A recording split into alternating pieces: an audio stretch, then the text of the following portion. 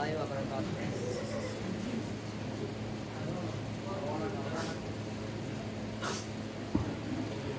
അസ്സലാമു വറഹ്മത്തുള്ളാഹി വബറകാതുഹു. ജൽവായ മദീനയുടെ ഈ വർണ്ണാഭമായ വേദിയിൽ ഞാൻ നിങ്ങൾക്ക് മുന്നിൽ ഒരു കൊച്ചു കഥ പറയാം. എൻ്റെ കഥയുടെ പേര് പ്രജാക്ഷമ തൽപരനായ ഒരു രാജാവ്.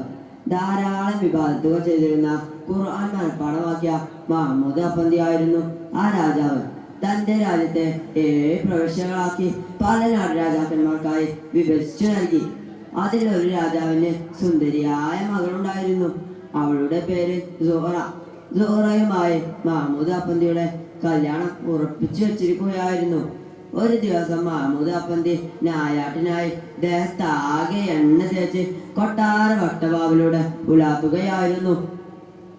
ഖുർആൻ പാരായണത്തിൽ അതീവ താല്പര്യം കാണിച്ചിരുന്ന മഹ്മൂദ് അഫന്തി ഖുർആൻ സദാ മൊഴിഞ്ഞുകൊണ്ടിരുന്നു.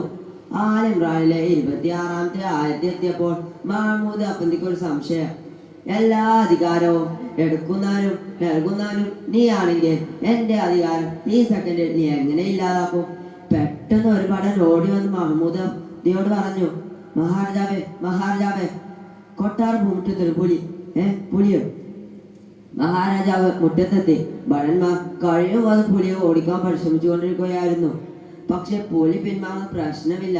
അവസാനം മഹ്മൂദ് അഫന്തി തന്റെ ഉടവാൾ വലിച്ചൂരി പുലിക്ക് നേരെ നീങ്ങി. പെട്ടെന്ന് പുലി ഇട്ടുതൂങ്ങി നിൽക്കുന്ന കാട്ടിലേക്ക് ഒരൊറ്റ ഓട്ടം. പിറകെ മഹ്മൂദ് അഫന്തി കുതിര പുറത്തും. ദീർഘനേരത്തെ പരിശ്രമത്തിനൊടുവിൽ പുലി കാട്ടിൽ അപ്രത്യക്ഷമായി. ക്ഷീണം കാരണം മഹ്മൂദ് അഫന്തി പാറപ്പുറത്ത് കിടന്ന് ഉറങ്ങിപ്പോയിരുന്നു. അതേസമയം നമ്മുടെ സൂറയുടെ കൊട്ടാരത്തിൽ ഒരു കളവൻ നടന്നിരിക്കുന്നു. ഇതറിഞ്ഞ രാജാവ് കോപിതനായി.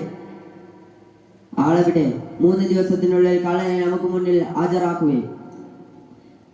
ഭടന്മാർ നാടാകെ തിരഞ്ഞു. പക്ഷെ കള്ളനെ കിട്ടിയില്ല.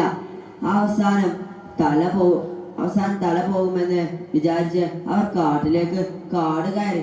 പോകും വഴി അവർ വഴിയിൽ ഒരു സാധനം കിടക്കുന്നത് കണ്ടു. അവർ ഒന്നും കൂടി ശ്രദ്ധിച്ചു നോക്കി.